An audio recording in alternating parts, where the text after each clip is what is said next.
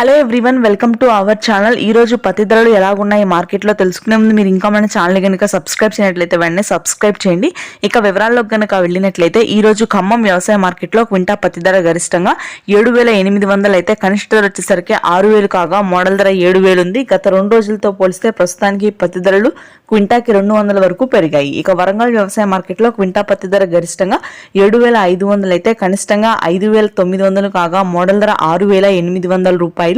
Next Adoni వ్యవసాయ మార్కెట్లో క్వింటా పత్తి ధర గరిష్టంగా 8,000 అయితే, కనిష్టంగా 6,500 కాగా మోడల్ ధర 7,300. ఇక రాయచూర్ వ్యవసాయ మార్కెట్లో క్వింటా పత్తి ధర గరిష్టంగా 7,900 అయితే, కనిష్టంగా 6,000 కాగా మోడల్ ధర 7,000 ఉంది.